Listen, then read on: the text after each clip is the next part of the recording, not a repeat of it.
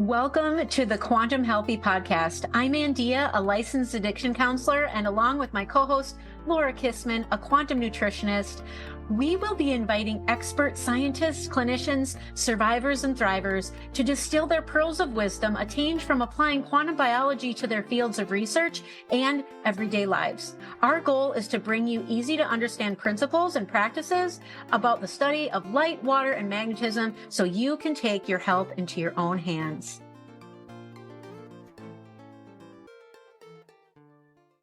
Hello, everyone. Welcome to Quantum Healthy Podcast. Today we have Tristan Scott with us, and I'm going to introduce him. I've been a big fan for a while, and he has a master's in electrical engineering and is deeply passionate about health, nutrition, regenerative agriculture, decentralization, and Bitcoin. He is also the author of the book, Bitcoin and Beef, and founder of the outdoor apparel company, Wyoming Based. He is the head of operations and marketing at Daylight Computer Company and hosts a podcast called Decentralized Radio. Did I miss anything? I think that's it for now. Yeah, great. You got it all. Awesome. Well, I just want to let everybody know I dressed up for you today. I am wearing a hand knit, naturally dyed, sourced wool, and I absolutely love that you have. I've been following the company for a little while. I have not bought a piece yet, but I will because I want to buy my first piece in Bitcoin. And so there we go. Yeah, it wasn't even intentional, but I'm wearing our sweater right now because I'm warming up. I just jumped in the river an hour ago and for some cold exposure. And yeah, it's really nice. And I keep going further and further down this just deeper connection with nature, and clothing is there, food is there, obviously. Yep. Our entire electromagnetic environment. And yeah, it's really fun, rewarding to have kind of little side projects that try and bring this to the forefront. So yeah, thank you. Yeah, you're welcome. So how does an electrical engineer go from the centralized education to becoming a hunter, an author, a podcaster, health consultant, and all the things that you've been doing in this space? Why don't we just start there? Yeah, it's definitely a non-traditional route, I would say. But to preface, even before I had my major inflection point, I am very fortunate. And as Laura brought up pre-show, my mom is from Austria. So I did not have a standard American upbringing. I had, a very outdoors, whole foods based, eat every meal, cook every meal at home sort of upbringing. And I'm very thankful for that because that really set a foundation, even if I wasn't consciously aware of how meaningful that was to me in my early childhood and younger years, because I clearly and unsurprisingly deviated from that as I got into my teenage years and into college, when you stop hanging out with your parents and go on trips with them, right? But it really set myself up to have this perception of the world. Of course, traveling, when you're young, gives you experience to a lot of different items and cultures and standards of quality. And, going to Austria in a small mountain town where my mom grew up, just being outdoors all the time, really fresh food, fresh air, and being in nature really was my favorite thing to do. And we would grow up going skiing and hiking all the time. And I didn't even realize it, but those were always my favorite moments growing up and as a child. So when I did have this kind of, complete change in direction of my life, when I suffered one too many concussions when I was about 21 years old, I didn't realize how much of that really had been lost in terms of my day-to-day. When, again, I went to university, I went to college, studying electrical engineering, I played soccer. So I was just busy, and all I did was study and then focus on soccer. And if I had a day off and I was a college kid, and I would go out partying and the one day a week that I could. And that was pretty much my life for 4 years. And then, suffered one too many concussions, really did everything wrong in the acute recovery phase, like the 2, 3, 4 weeks after the concussion. Didn't really know I had one. So I did not heal. I did not recover. And I went from being this, very high functioning engineering student and college athlete to not being able to exercise, being very sensitive to any sort of stimulation, noise, light, sound, having to sleep 12 hours a night, all the classic like post-concussive syndromes and symptoms. And, after 3, 4 months, I finally got a neurologist appointment, which took forever. And they really didn't help me at all. They finally confirmed what my suspicions were at that point, that I did have some sort of post concussion symptoms and syndrome. And then I was like so excited in one moment, and the very next, I asked one question: what can I do to get better? And they said, just take it easy and slowly work back into the routine of your life. But I had already been trying to do that for 3, 4 months, and I knew right away that that wasn't the solution. And I became really depressed and sad that I'm 21, 20, 22 at that point. How could this be like my new normal? So I really was in a bad spot, but then thankfully had a summer internship, and the semester that I kind of struggled through was about to be over, and had a summer internship actually in Portland, Oregon, where you're at. And as you know, it's a very like outdoors based kind of lifestyle in Oregon. It's a beautiful state. And my roommate kind of got me back into camping and hiking. And I noticed when I was out in nature on the weekends, not on screens, not on technology, not on my engineering internship, I could do more, even though, let's say, I wasn't sleeping some absurd quantity of hours or had the ideal environment in terms of recovery. But I just could go for hikes and would be less fatigued afterwards. It wouldn't wreck my week and didn't have as bad of daily headaches, etc. So that gave me some momentum. And then I kind of just came to the realization that I could heal myself. And I really started just researching and reading. And I went down a lot of these, self-healing rabbit holes and consuming YouTube videos, podcasts, like the original like biohacking space, Ben Greenfield, self-help, like brain healing books really moved the needle for me in the beginning, because I just came to the conclusion that if even I could get 10 to 20% better, that would be a world of a difference. And then I did. And then I looked back and I was like, well, if I've gotten 20% better, I can get 20% better from here now. And I just kept stacking momentum by doing that and changing lifestyle habits, focusing on sleep, focusing on stress reduction, experimented with some supplements. I was taking like fish oil and CBD, which now I know about DHA and brain health. And I started, I bought a pair of blue light blocking glasses in 2018, even though I had no idea about, blue light or circadian rhythms impact on biology. And it just kept going from there. And 2019, I was grounding and turning my phone on airplane mode. And, I just became obsessed because I healed myself. I started feeling better. And I wanted to, as a young man, I graduating college, going out into the real world, I wanted to be passionate and learning about things that really mattered. And I graduated and I realized, well, two things that are pretty important to get familiar with and educated on are your health and your wealth. And both of them kind of took upon myself to learn about, health optimization through my own healing journey and then beyond. And then simultaneously was also getting very passionate about Bitcoin.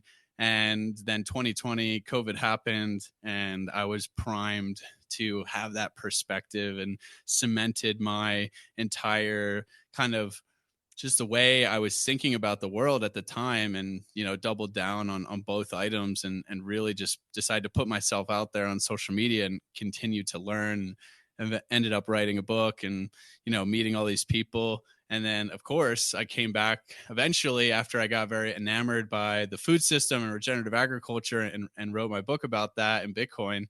I realized there was this unique opportunity and gap in the health space to talk about the electromagnetic aspects of our biology.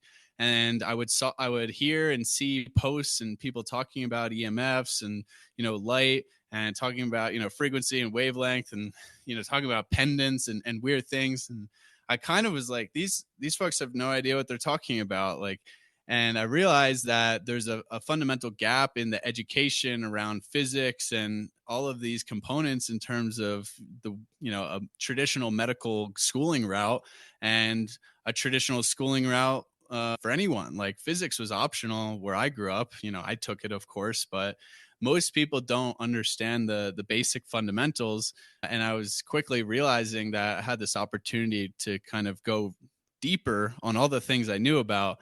Again, I had been blocking blue light and grounding and, being cognizant of EMFs for years at that point, but I never went super, super deep on the research and the mechanistic side of things. So I decided to do that for the last 2 years and started my podcast because I just wanted to talk about these topics that I thought no one was talking about and ask the researchers directly. And that led me to a lot of connections, got, bigger on Twitter by talking about these items, and then eventually interviewed my now CEO founder and led me to Daylight Computer. So it's been a wild ride these past 6 years, 7 years, but my one too many concussions is the best thing that ever happened to me. And it shows that when you put yourself out there into the world and really are just trying to kind of keep progressing and moving forward with a strong vision and North Star at your core, that a lot is going to come your way in a positive manner. So it's been amazing. So awesome. It sounds like you really touched on compounding health, Mm-hmm. because I would say that your brain is a Ferrari now and that you are 100%, if not more than 100% healed at this point. It's funny you mentioned that, because there definitely was a point where, like 3 years ago, I did feel like I was getting back to like my baseline fully, like, which would have been like 2 years after my concussion. And then I definitely noticed that overall, maybe not cognitively, I used to just be able to memorize things like insanely well when I was in high school and all that stuff. But overall vitality, I noticed in the past couple of years, just by continuing to compound and by continuing to get closer and closer to a more connected lifestyle in terms of nature, that I just kept feeling better. And I eventually surpassed how I felt before my brain injury. And again, I had kind of anecdotally experienced that myself by just improving year on year. And then now I know all the reasons as to why that's the case. Yeah. That's incentive for people. Yeah, because we all want better brain health. Yeah. Oh man, I just want to comment. We had on our last podcast Kelly Bento, who's really big in, she's a quantum hygienist, we call her, and we're big into red light therapy. And she's talked about this several times, where she says to get into this space of quantum biology, it's either by curiosity or crisis. And I feel like in your case, it's such a mix of the two, that you had the concussion, and then you just, this curious electrical engineer just went down all the rabbit holes, and look where you've come out. It's just, that's amazing. So congratulations. We want to go 4 ways with this podcast interview. We were joking beforehand, but seriously, we would love to go down a Bitcoin rabbit hole with you. We'd like to go down a decentralization rabbit hole. We want to go down an EMF, a non-native electromagnetic frequency one. We're going to try and hold ourselves back on that, because we really would love you to come back, Tristan, and do a full episode on that, because you are, I think, gifted at explaining, merging the biology, with the physics so much better than many of us. I feel, and I joked ahead of the podcast, that you're like my brother from another mother, because I don't know if you realize, but my background was, I studied physics and physical oceanography, but my first 2 years I went to military college, and we take 2 years of general engineering before we then take our next 2 years, which we pick our specialty. And I didn't really feel I had the engineering brain, so I left it, went physical oceanography, which I know you, in your world, you know a whole lot about waves. Well, my degree was literally studying waves. It was not this sexy, jump in the ocean and scuba dive like people think it is. We took one biology course, one geology course, but the rest was all physics. And I struggled with the electrical engineering courses that I took. So is it true you have a master's in electrical engineering? Yeah. I got a bachelor's and master's in 4.5 years. And I would say, like, I was really good at like math and the coursework, but I don't remember a lot of what I You was and me taught. I can both. tell you that. And I went directly into, again, why I'm good at explaining and speaking on the technical side, because I went right into the semiconductor industry as, someone focusing on the business side of engineering, more so product marketing management, which was, again, I'm more outgoing. I know I have better communication skills than like 99% of electrical engineers. So I I realized understand that. that, and I wanted to be kind of the middleman between the technical and the product, and also the sales and the business and the customer, because I like to talk to people. And that kind of has given me a good ability to discuss and understand things at, the key takeaway, the key overview level. But I mean, electrical engineering is basically 5 years, 4 years, 5 years with a master's of just absurd like levels of calculus. Like everything Mhm. turns to calculus at a certain point. Yeah. And I mean, if you gave me a bunch of equations to solve right now, I'd be struggling very hard as well. So Same. it's really those fundamentals, like, what wavelength is, and just understanding kind of the thought process behind certain items, that I think is really helpful, and just key units and terms that are very foreign to anyone who's never, been familiar with these things. I think that's the most helpful. But I would say the last item to touch on is, it's really funny because when I was studying all this stuff, like, I didn't care at all about electrical engineering. I thought, it's like, all right, I'm just getting a degree, it'll pay well, and I'll figure out what I want to do with my life later. And then I was like, oh, I kind of like the business side of engineering. This is working. But then now I'm like going back and learning about the more technical side, especially the electromagnetism piece, which is very much, quite challenging and abstract in nature. And I find myself far more passionate about electrical engineering now than I did at any point in my career and any point in schooling, which is kind of funny. So I'm just thankful that it kind of worked out this way. And you become a much better learner when you're passionate about something. Oh, Yes. 100%. 100%. Well, let's get into the big topic today, which is the one we want to focus on, which is the daylight computer. Can we just start with, tell us about the inventor, if you could? I know he's been on different podcasts. Can you tell us, do you know a little bit about his story, and where Yeah. how did he come up with this idea? Yeah. My CEO and founder, Anjan Kata, he's brilliant as well. And obviously, if he's kind of done what he's accomplished with daylight, Mhm. and he had kind of a similar issue to a lot of folks nowadays. They really had a negative relationship with technology, but for him it was at a much deeper level. And he had a family of, doctors, and thought he wanted to, impact the world positively through the medical device route or medical technologies, but realized kind of indirectly that something perhaps more important is how we're interfacing with these devices we have in our lives every day. And they're really a source of ultimate distraction, and kind of becoming more and more detrimental with each passing year. And he had this foresight back in 2017, 2018, and he like suffered tremendously with ADHD and seasonal affective disorder in the winter. He's, an Indian grew up in Canada, so the light piece Oh, there okay. is very mismatched with his, biology evolutionarily, and he suffered from that. But he realized one day that, he had such a negative relationship. He was locking, all his devices after a certain time in one room, but his Amazon Kindle never felt like it was taking from him, and it was just there as kind of a tool, a neutral piece of the environment where he could read and not be distracted, and not be giving something to this device as opposed to everything else, like an iPhone or an iPad, etc. And then he realized the screen interface was the main difference. So he went down this rabbit hole of studying screen technologies and displays, and realized that, the Kindle uses electronic ink, which is actually a third party company itself, and it's completely different from your standard LCD or OLED screens you see everywhere else.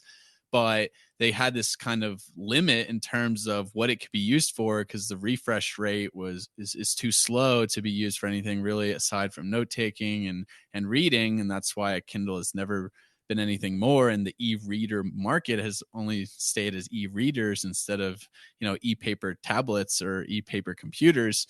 And he thought, well, maybe there's something there, and he went down rabbit holes and realized that there had been a recent breakthrough in a similar or potentially similar screen display technology from these Japanese researchers. And he reached out to them and started working with, professors and a few from, I believe, the Netherlands as well. And, their whole goal was to create a faster refresh electronic paper like feel of a display. So you get the benefits of a Kindle screen where it's low stimulation. You can use it outside because it's reflective at its core, and there's no eye strain, and it's black and white. There's no stimulating colors, so you're not getting a lot of the stimulation and also disruption to your biology from that component.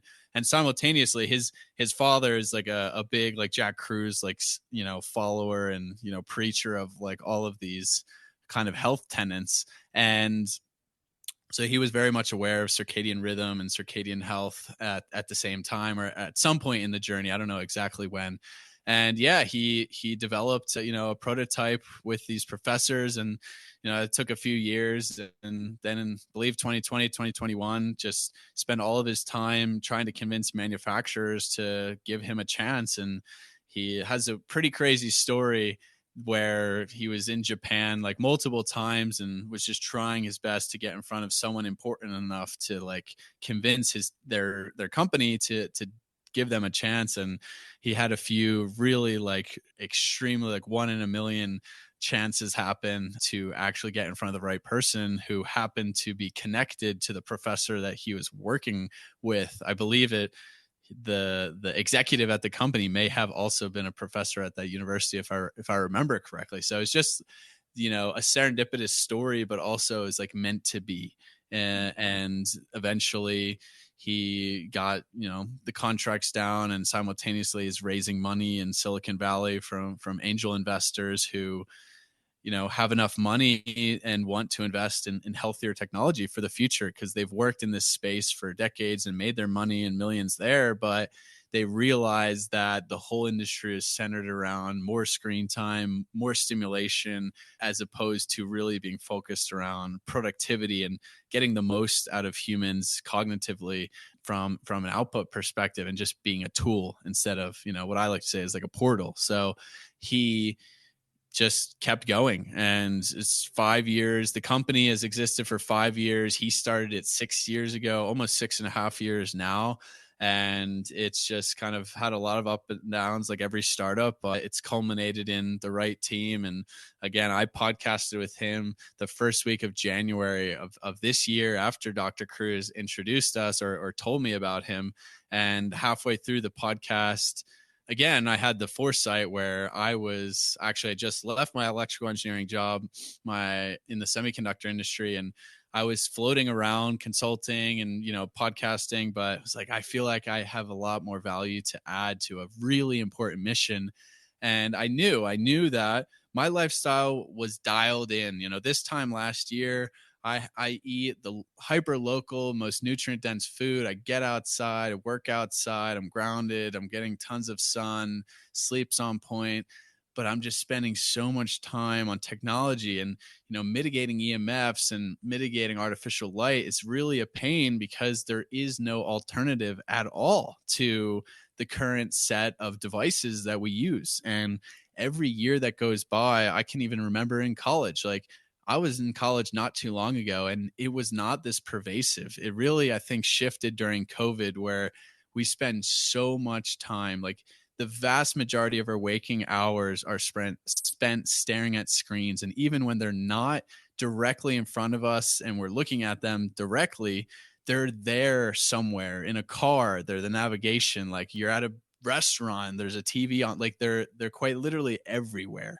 And we're just being assaulted from every direction, from the artificial light and the non-native EMF perspective, and it's unavoidable. So halfway through my podcast with Anjan, I realized that if it was what he said it was, and they're about to launch their first product, that this was by far the most important company in the entire world to succeed. Because I knew from an engineering perspective, like, tell me to fix lighting, I can fix lighting in the entire world. I can make all lighting healthier. It's not that complicated.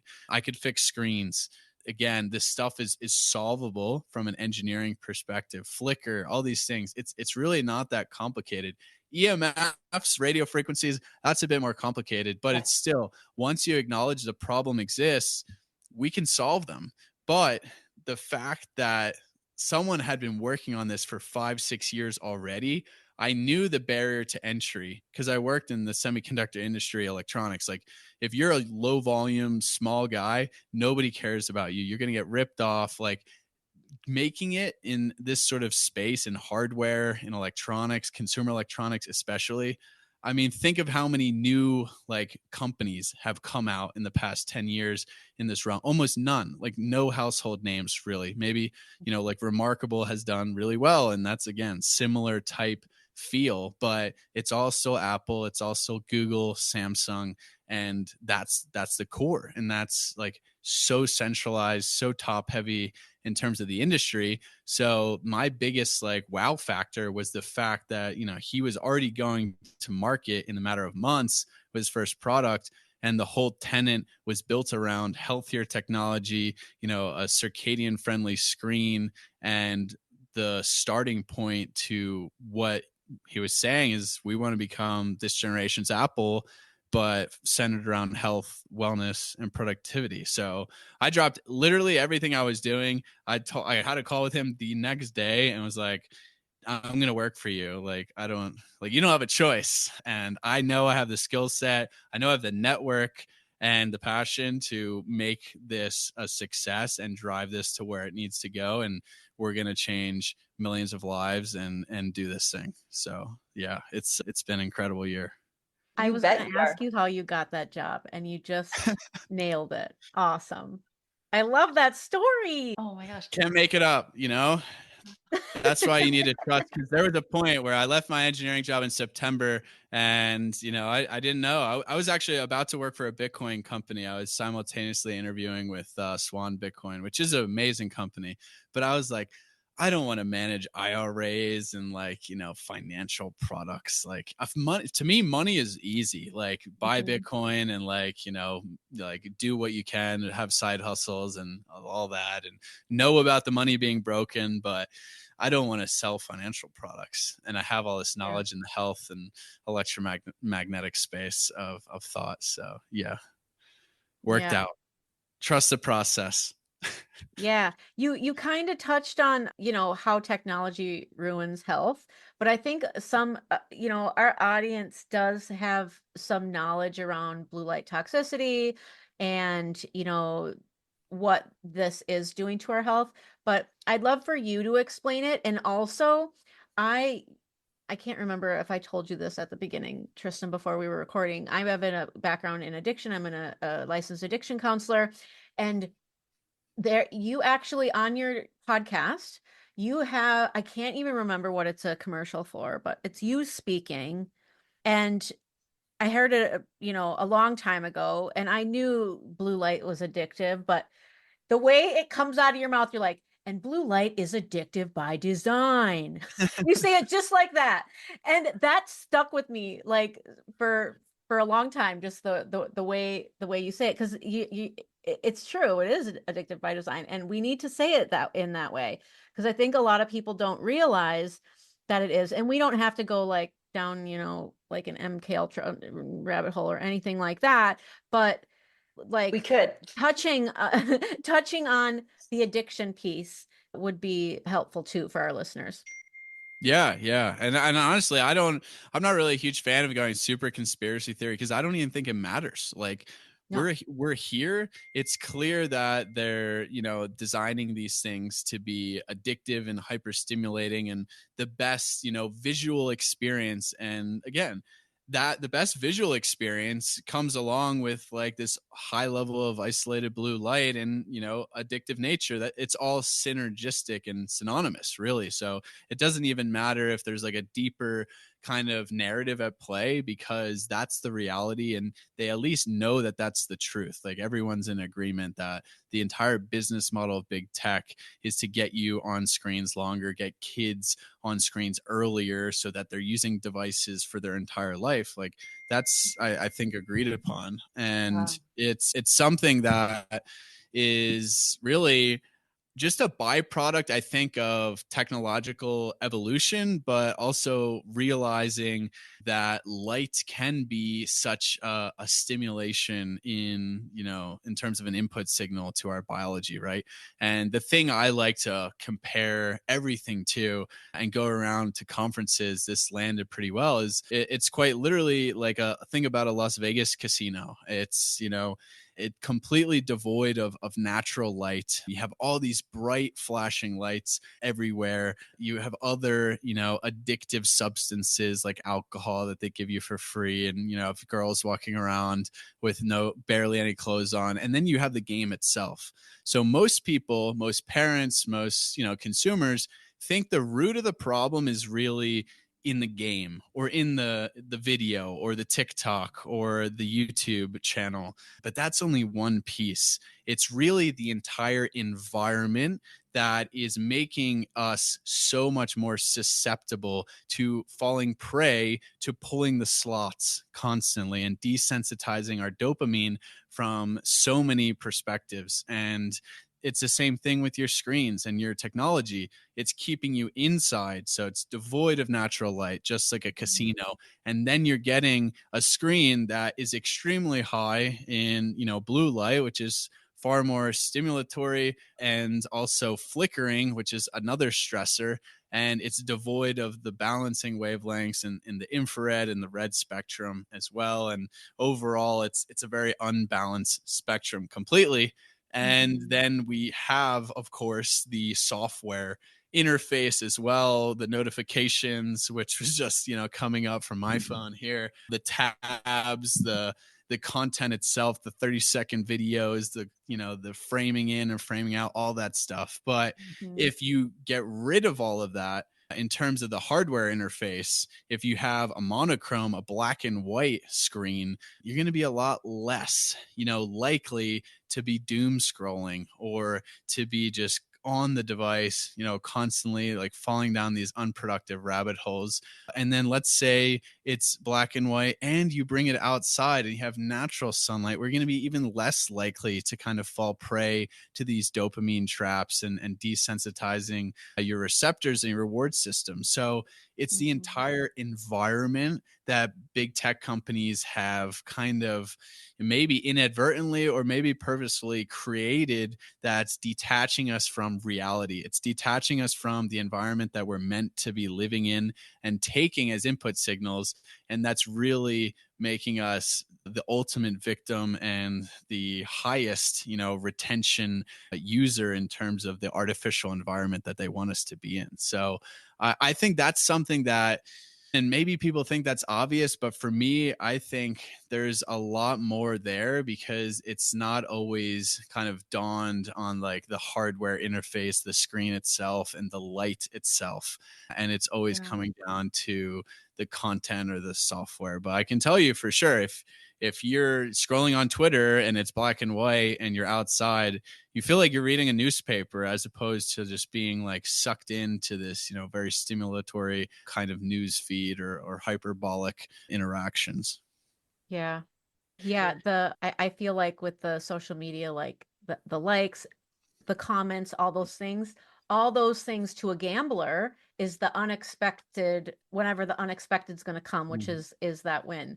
And actually the research shows that there's even a more like the losing and the putting in the time is actually more addictive than the waiting for that. So when we talk about that to the equivalent of somebody sitting on a screen, like there doesn't need to be anything.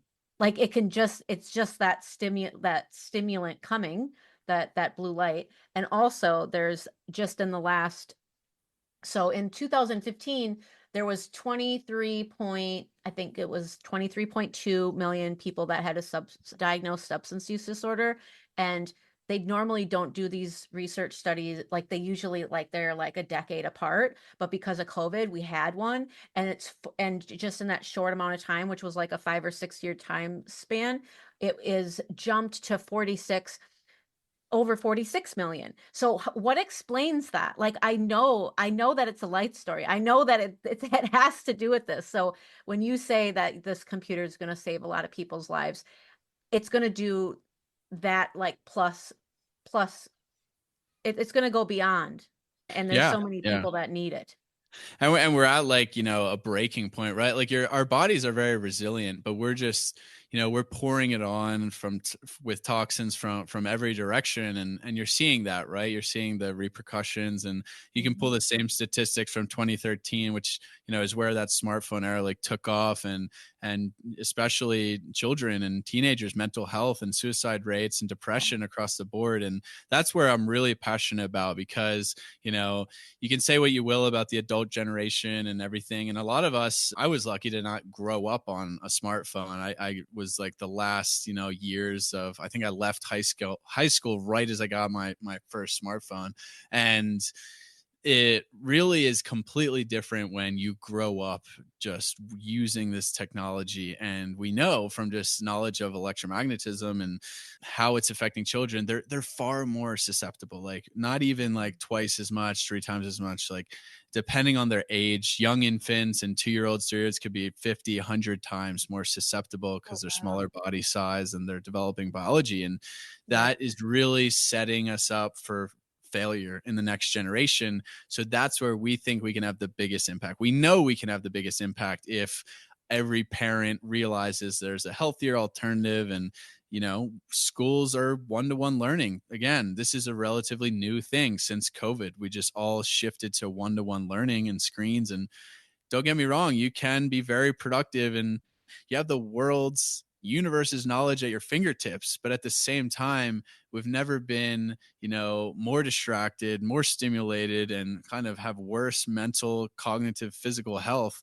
as a result of that. So it's really a two-edged sword that is kind of cutting us very hard as a society. And I think we're plateauing in terms of developmental sake, and it doesn't have to be that way. But yeah, the blue light, kind of your original question, right? The blue light, people don't realize how stimulating blue light is, and it's by design, right? Like blue light is amazing. I think people should recognize that when blue light is consumed in the right context, like when you wake up first thing in the morning and go outside, you are getting blue light in your eyes, on your skin, and that is what's waking you up in the morning. That is what's stimulating cortisol. It's providing wakefulness. It's giving you that rush of energy, and it's telling your body it's the morning. It's setting your circadian clock. It's the main, Zeitgeber, time giver, and it's so important. But it's always balanced, right, with the rest of the spectrum: the yellow, the orange, the green, the red,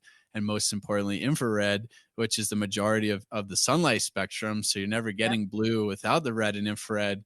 But it's really important. So I think that's where this context, this nuance, and these articles will debunk blue light blocking glasses or blue light screen filters or any blue light, demonizing, because they're like, well, it's in the sun. It's like, yeah, but it's completely different. And I think even it's important to remember that, and understand how different our environment is being indoors in front of screens versus outdoors from many different perspectives. But yeah, there's not a ton of like super compelling studies on like blue light and dopamine directly, but there's some dots you can connect, and also just common sense of knowing that it's far more stimulating than and higher energy than any other wavelength really in the visible spectrum. Yeah. All right. So you mentioned a remarkable. I actually have a remarkable much before I ever learned about daylight computer, but I'd love for you to sell us the daylight computer. Why is it different than the remarkable? And what are all like just what are some of the the highlight things that come to mind for you? Yeah, and I've never used Remarkable regularly, but I was honestly, I'm not gonna lie, shocked at when I first kind of experienced with it. And we filmed these head-to-head videos, that Mhm. a product which is so like limited in its functionality actually has done so well. And it actually kind of speaks to the timeliness of people are really hungry for a distraction-free device, or something that they can just set everything else aside and have a moment where it's just like their notebook that's digitally convenient and write or read. But yeah, the Remarkable is similar to the Kindle, very similar. It uses the exact same screen technology that I mentioned earlier called electronic ink, which is a third-party company that they license to Remarkable to Amazon to use on their displays. And that screen is part of a greater category called electronic paper, which is, as you can imagine, screens and display technologies that feel like paper. They're monochrome, typically, meaning black and white, but they have that paper-like feel to them, and they're mostly used for reading and writing. And they're great because that type of screen, the e-ink screens, are reflective, and that's why you can see a Kindle outside in the direct sun really well, and a Remarkable. So instead of emitting light via a backlight or via, LEDs shining through, you are working with nature by reflecting the sunlight or the light in the environment, if you're indoors, back into the eyes of the user. And that's important because that's how light works in nature. It's reflective because there's not really a source of light in nature outside of the sun, some, crazy bioluminescent animals or phenomenons, and then fire. And that's it. That's all we have.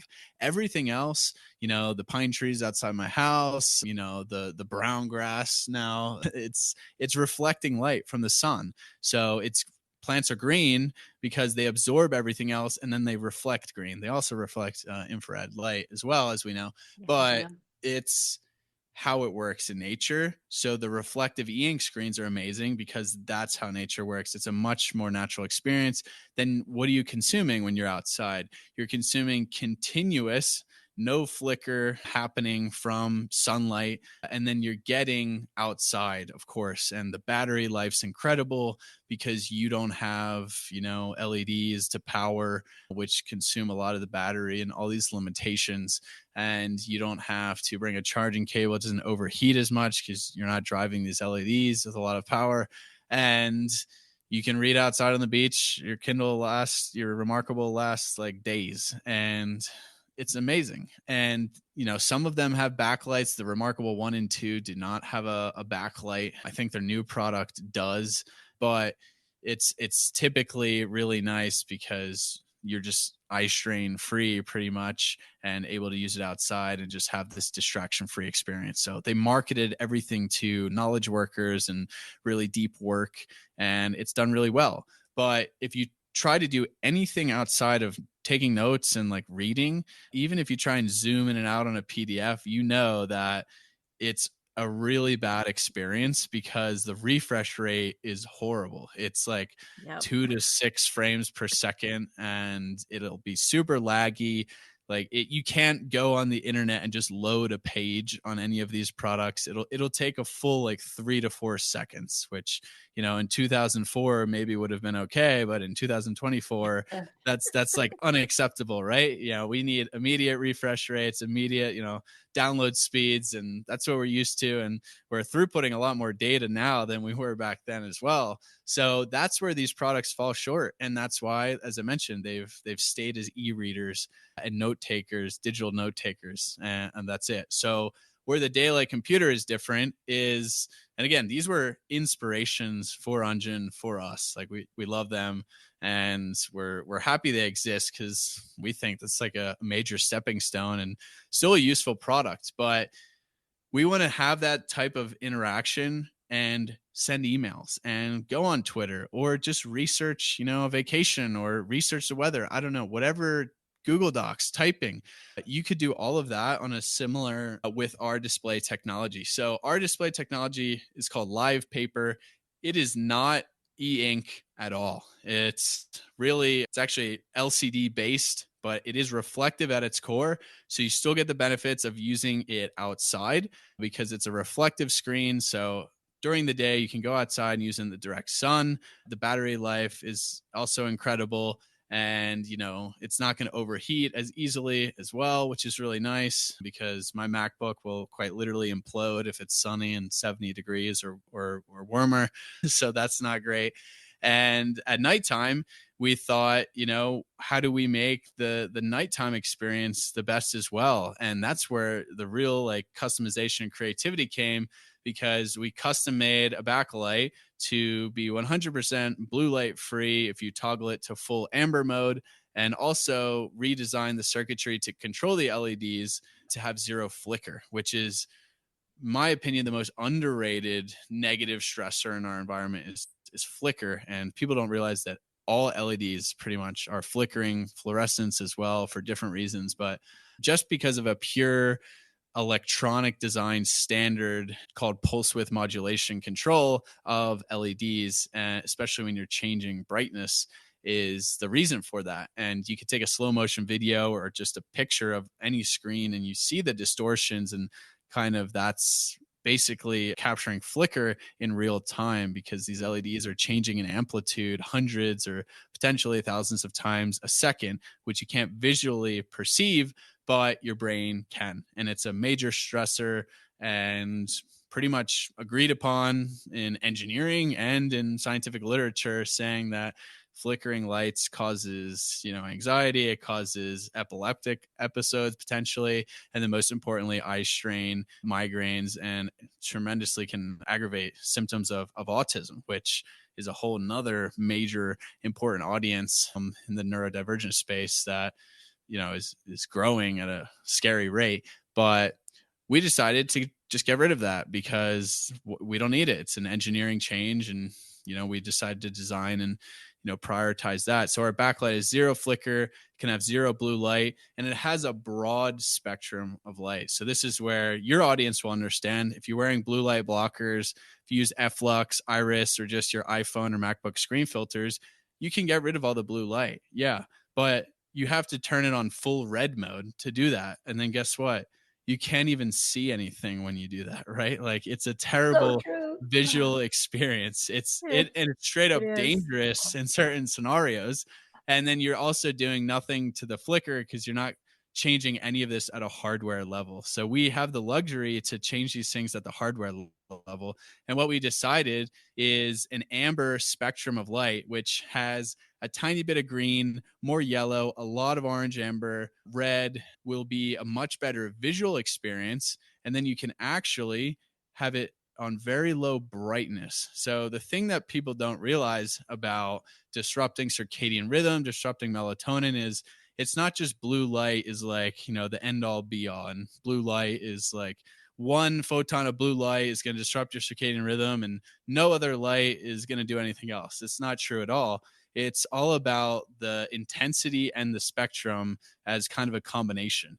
And yes, Yeah. blue light can disrupt your melatonin 3 to 4 times greater than lower energy wavelengths such as orange and red. But if you have to turn the orange and red up 4 or 5 times in brightness or in intensity, you're pretty much evened out.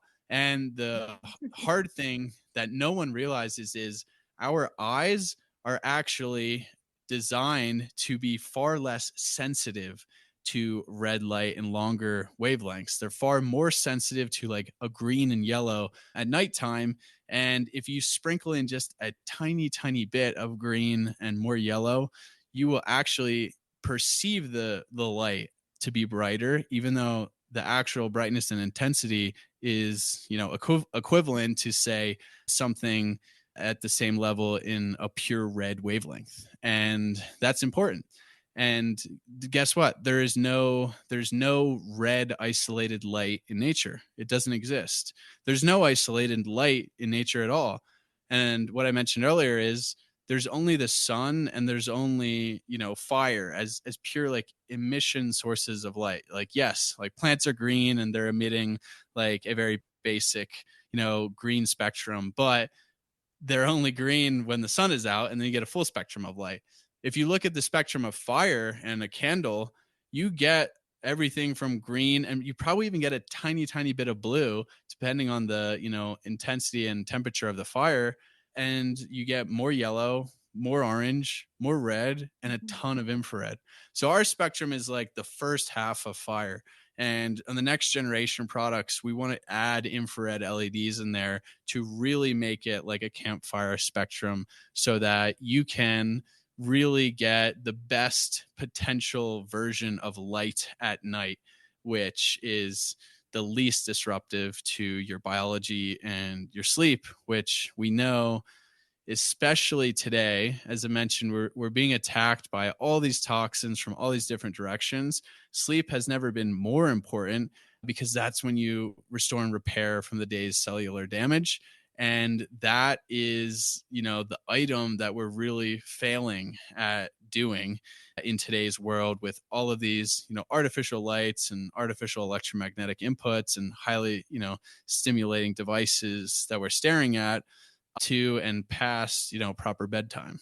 So Tristan, what do you do at night then? Do you you've already obviously got the solution, but let's say we don't have the daylight yet. We're saving our money. We're going to get it in 2025. What would you do at night in terms of blue blockers and red screens? And are we still doing the best that we can? Yeah. And it's tough, right? Like, again, these are all, I love blue blockers. I love red screens. I mean, my screen is always somewhat tinted orange, and I have the triple click shortcut on my iPhone, and red LED and red filtered incandescence. I at nighttime, again, it's the whole environment that matters. And I use like candles and just very dim incandescence Yes. and, red LEDs occasionally at nighttime. And I try and just do the best in that regard. And, when I get close to bedtime, my screen does go on kind of like close or full to red mode as possible, because that is the best option right now. And yeah, it's tremendous to have that ability, but it's important also to recognize that, again, these are band-aid solutions, and Right. we can really address them at the root cause of their problem when we're the ones making the product. Like, Apple and all these companies, they have the standard night mode on most tech products. It does not have no blue light. It actually has like a good amount of blue light. So it's just like they act like they care, but they don't at all. And again, for a company like Apple to minimize flicker and make a better night mode and make more shortcuts available, it Mhm. would be so easy for them to do these things. Like, it's not that hard, really. It's hard for a startup to do it, but it's not impossible, and we're doing it. But it would be even easier for a big company to do it. But there's no incentive, really. And then they're almost exposing themselves at the same time to say that, oh, blue light's really bad, or like screens are, flickering and pretty bad for you. So sorry for the last 15 years, but now we're Yeah. better. So it's tough. But yeah, that's what I do. And Okay. just, also try and find a routine which is kind of destimulating and relaxing at Mhm. nighttime, which I struggle with. I mean, I'm working very hard, very late sometimes, and it's hard to wind down. But if you have the ability to cut all devices like at 2 hour before bed and just separate it and read a book, or take a nice shower, bath, or talk with your loved ones, then that's the best thing you can do. And start a fire, whatever makes you kind of feel comfortable and safe. That's probably the best sleep routine. And that's just life advice. It's not biohacking, I think. A big question is, does the daylight as it is now, does it reduce non-native EMFs? Is it that in the design, or is that coming? Great question. And I will say right now at the hardware level, there has been nothing done to optimize EMF exposure at the hardware level. Now, that's not to say that there's things we can do to reduce exposure on a software level. And then there's also just some inherent benefits of the product itself. So I would say that the first thing, and something again that's low hanging fruit for us to do when we launch our 1.0 of our operating system, is something called like smart airplane mode, to where like right now my daily computer is sitting next to me on my desk, and it should ideally just be in airplane mode because I'm not using it. But unless I manually put it in I airplane mode, know. it's going to be pinging the Wi-Fi network. And if it was a phone, most people have their phone on Bluetooth, on cellular data, on Wi-Fi on. So they're getting three different, radio frequency signals pinging every 5, 10, 12 seconds. That's how often RFs, they're very pulsed in nature. So they're constantly pinging the network. even if they're not connected, or even if they are connected, there's still some sort of, pulsing signal going on regularly for no reason. Because guess what? If you're not using it, do you really need it to be connected to the network? Unless you're downloading something in standby, no, you don't. So that's what we're going to implement very soon as a software level change, and try and think about clever ways to where, if you're just note taking, or if you're just reading something, then it'll just be in airplane mode by default, and you might have some customization ability with that. But then, of course, if you're able to use a device outside, your EMF load outside is almost always going to be lower than inside, because you're not very close to electrical power, electrical wiring. Wi-Fi networks are typically weaker. Like, I go and work at the park in my town, which unfortunately, but fortunately, has Wi-Fi.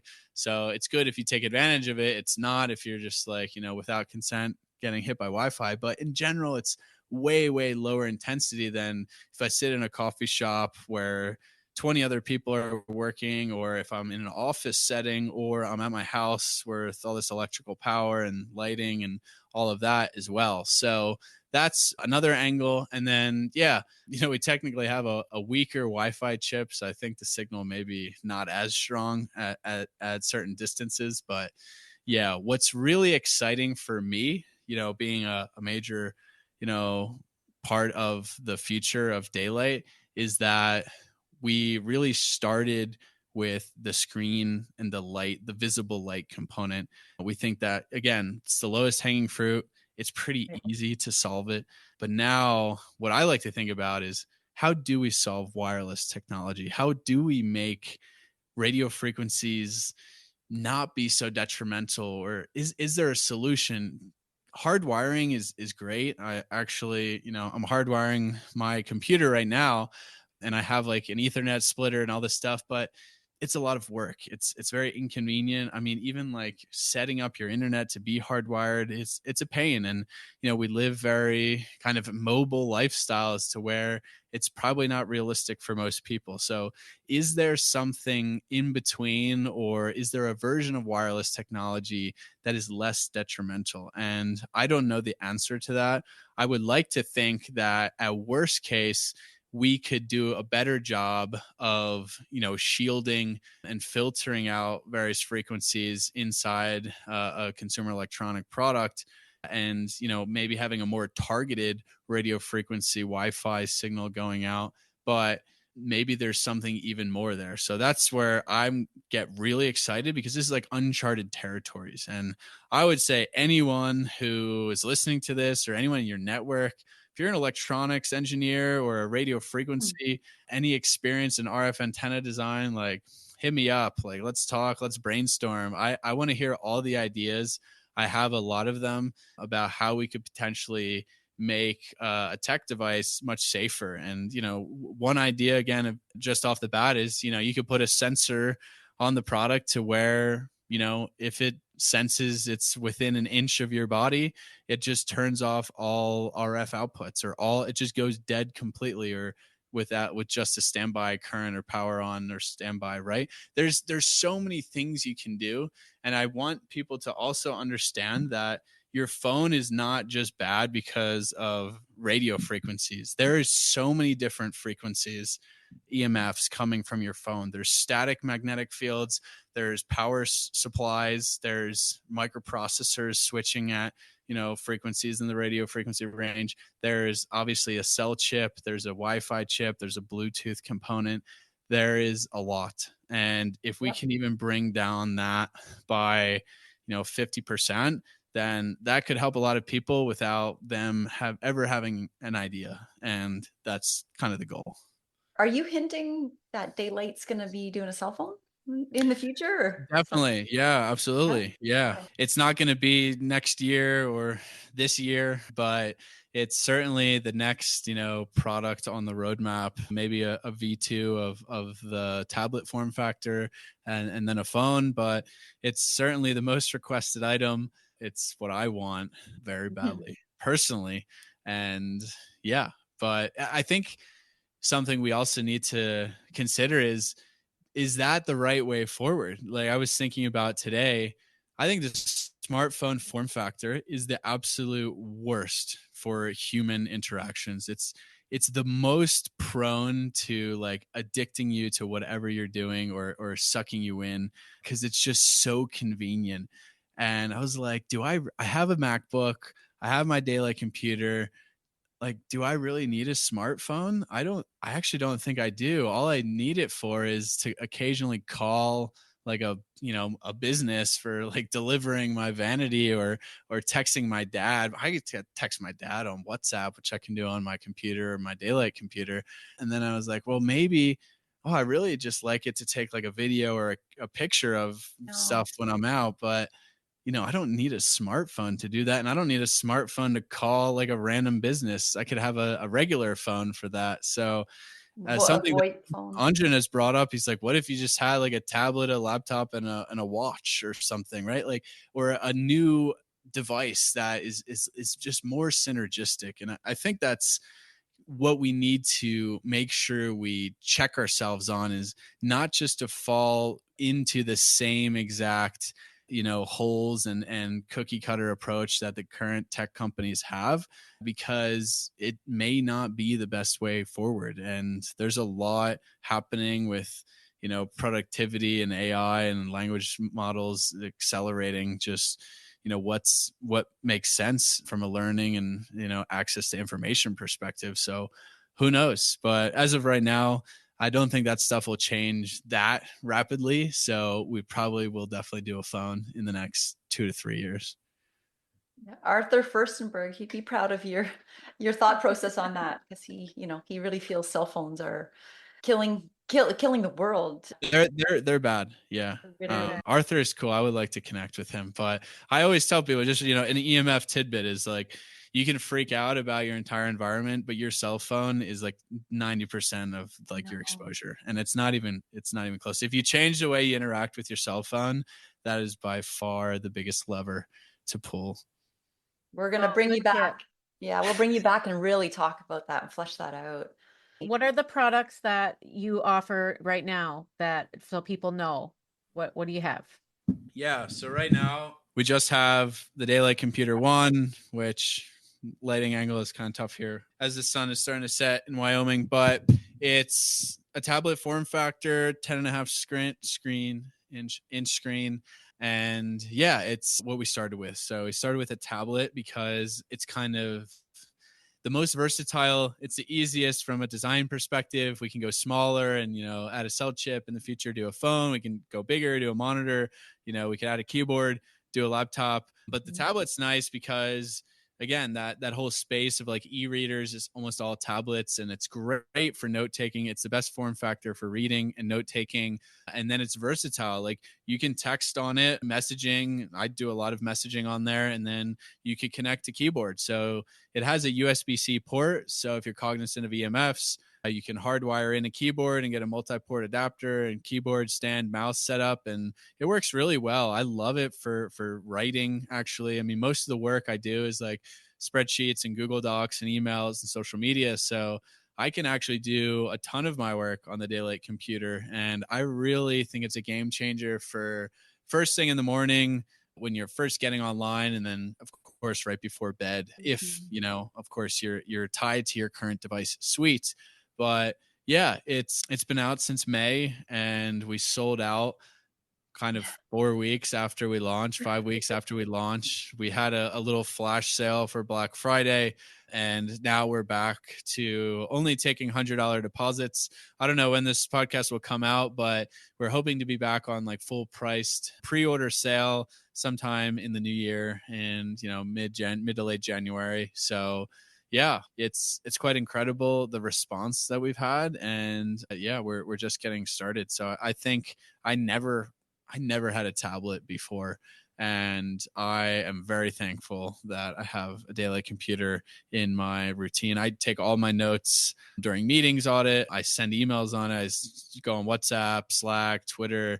I'm on a little bit of a social media break right now for the rest of the year, but I would say it's a much different experience going on Instagram and going on Twitter on your Daylight Computer than on your phone.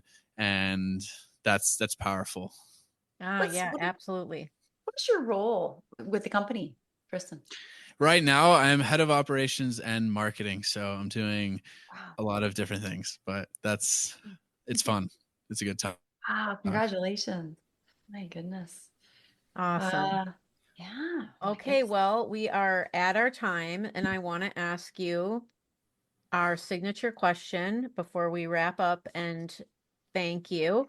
What does quantum healthy mean to you? Quantum healthy. Yeah, I love it. I think it's great. What it means to me, I think understanding that at the lowest level, our biology is running off, electrons, protons, and photons is so important, because I like to say that it's electromagnetic at the lowest level. It's quantum at the lowest level. It kind of means the same thing, or very similar, but it's so important to realize that, because I think that's the biggest frame that is missing from modern society, that our electromagnetic environment, which means it's interacting with everything in our environment and the fields of nature and man-made items, it's all having an impact on how we feel, how our biology interacts. So if you can kind of improve that environment to be more synergistic with the way we evolved and more connected to nature, then you can become the best version of yourself. You can augment your experience as a human, and ultimately that means you can be quantum healthy, or healthy on a quantum level, and that every interaction that you have is also impacting that because of the phenomenons of quantum physics, such as quantum entanglement.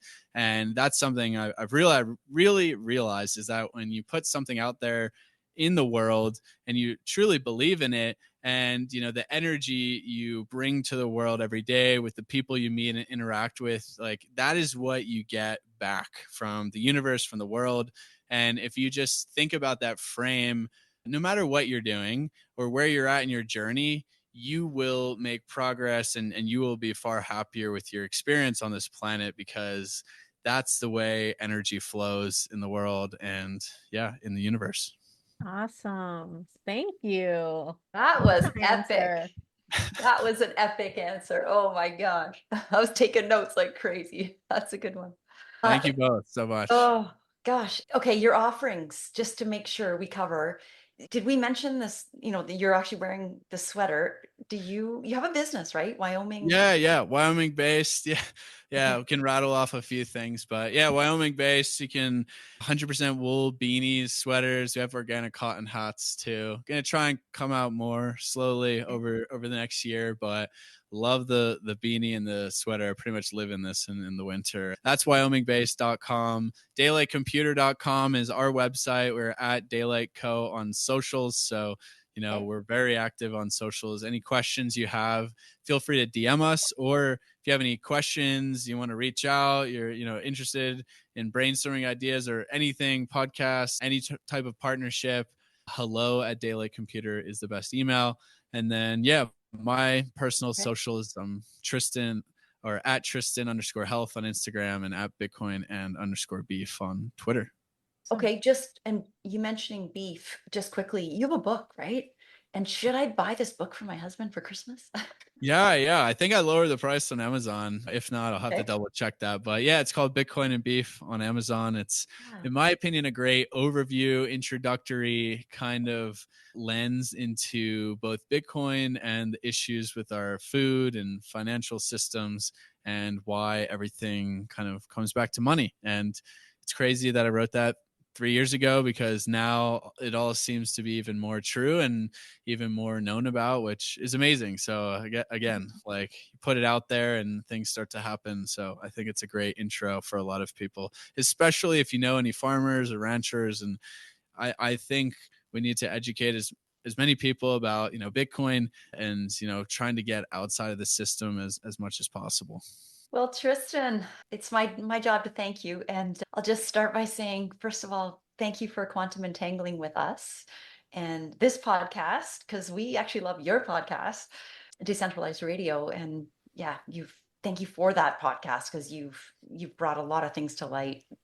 And thank you for persisting through 6 years or 5 years of electrical engineering. and this concussion that you had and suffering through that, because sounds like the two of those things helped you bridge the gap between electromagnetism and health. And so many are still ignoring the inconvenient truth that you speak about, on that connection. So thank you for being such a strong advocate for decentralizing agricultural and monetary systems. We got more to learn, because hopefully we'll have you back in 2025 and talk about Bitcoin on that. And just lastly, thank you for your role. Thank you for connecting with Anjan, but your role in, we think, changing the world for good, supporting the daylight computer, which is, really the first computer designed from the ground up to be circadian optimized. So thank you for all of that.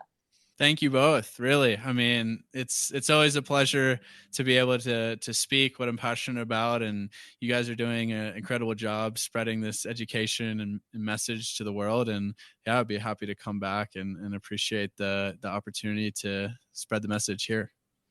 Awesome. Thank you, everyone, for listening. We'll see you next time. Thank you so much for listening to the Quantum Healthy podcast. We hope you found some value in this information. And if you feel inspired, please share it and leave us a 5-star review. This will help us reach so many more people. If you want to connect with Laura, you can find her at laurakistmanwellness.com and Ndia at ndiaray.com. Links are below in the show notes. Now, go find some sunlight and embrace your own quantum healthy.